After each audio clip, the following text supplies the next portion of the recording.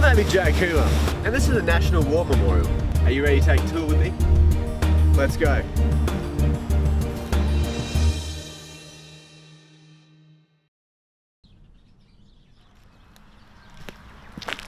Hi, I'm Abby J. Coomer, and we're here at Calthorpes House, the first stop in the tour of the historical buildings in the nation's capital. Are you ready to go? Follow me inside. How you going, Peter? My name's Abby. Hello, Abby. Pleased to meet you. Welcome to Calthorpes House. If you'd like to have a tour, if you come with me, I'll show you. I'd love to. As you can see, this house is quite dark. That was the way they liked things back in those days. I'd just like to take you back to the origin of this house, which dates back to 1927, when Harry and Dell Calthorpe were living in Queanbeyan. They had a very nice home in Queanbeyan. He was a stock and station agent with a very successful business. They wanted to become part of the emerging national capital. Right. So Dell Calthorpe persuaded her husband to buy a block in Canberra so they could move here. He chose this block here in Mugger Way, which was then and still is the most prestigious street in Canberra. And he paid about £900 for the block. And there was a caveat on the block which said that if he had to build a house to the value of at least £1,200, which back then would have bought probably 2 small family homes. They wanted to keep Mugger Way as prestigious as possible. They hired a firm called Oakley and Parks, a firm of architects to design the house. Yep. And the style they chose was called Spanish Mission or Californian bungalow style. Very popular in Hollywood in the 1920s. Harry and Dell moved in 1927 with their 2 little girls, Dell and Dawn. And it was pretty much a very small country town, Canberra then. Most of the streets were still dirt. Even Mugger Way, as I say, which is a very prestigious street.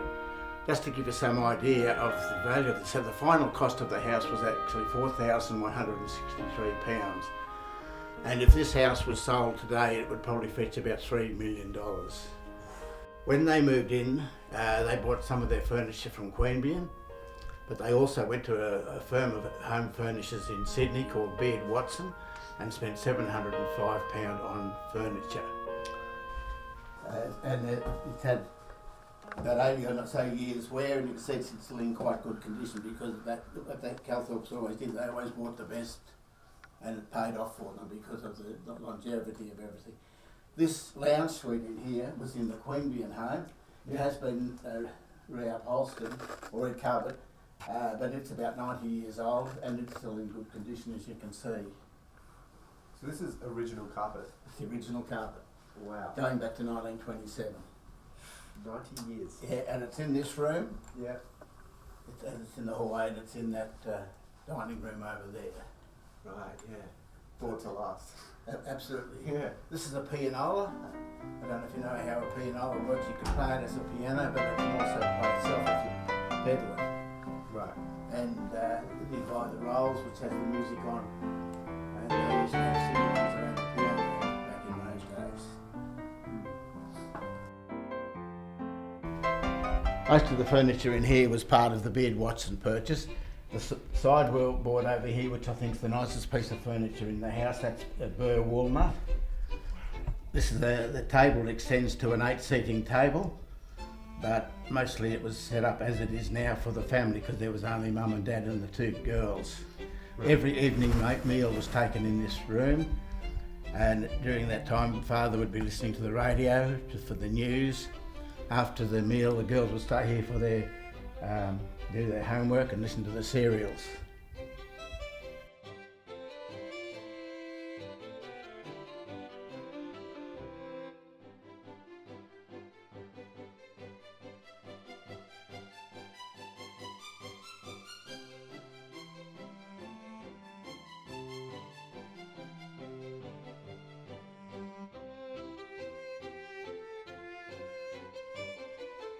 This is the youngest daughter Dawn's bedroom, and as you can see she kept most of her toys, which was quite unusual.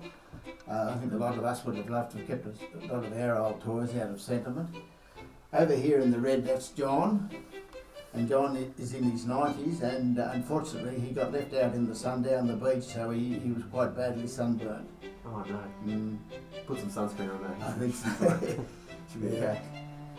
Everyone comments on all the badges back in those days, and in my time at school, the charitable organisations would always sell badges at school.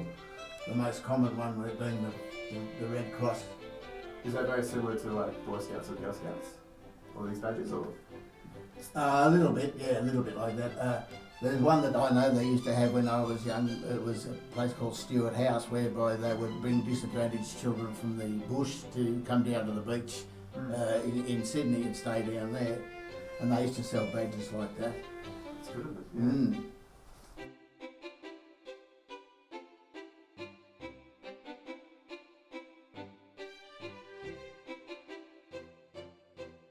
This is what we call the rose room, red room, because the rose is on the lampshade, the pink carpet.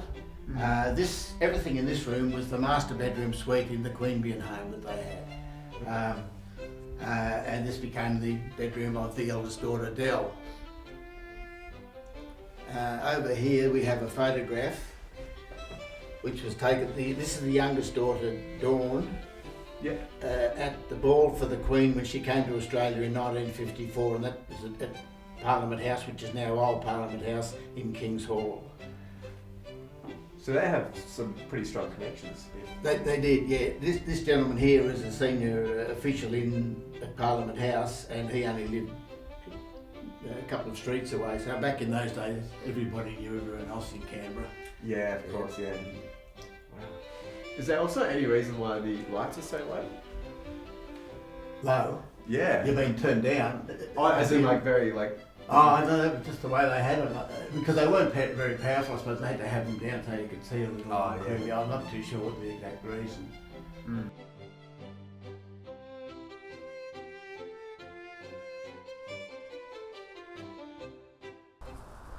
Okay, this is the air raid shelter.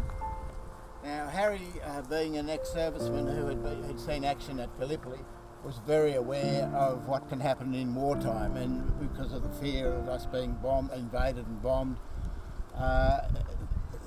everybody had to build an air raid shelter. Most people simply built a slit trench, which was just a big deep hole in the ground. Harry, with his background of the horrors of war, and being a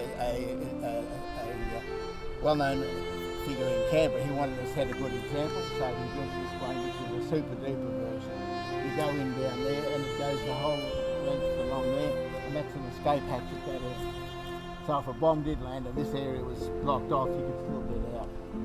It's quite cramped in there, but in the event of an attack by bombers, you could probably survive unless the bomb landed directly on the air raid shelter. It's great that they were prepared, considering how close Australia was to becoming invaded. Well, that's right. They reached New Guinea. Yeah. Darwin, wasn't it? Yeah, then they did bomb Darwin, but they had landed in New Guinea and they had to cross troops across onto the mainland. So it was a very real threat. Yeah. Like motivated. Yeah. Now the garden's what I would call compartmentalised by hedging. And up here, this area here, this was an orchard. That area across there was also an orchard plus a vegetable garden. Further down, the hedging beyond that was the private entertainment area. And then directly out the front was the public area, where you put all your best flowers and put on a nice show for passing by. And it's a big block, it's about an acre.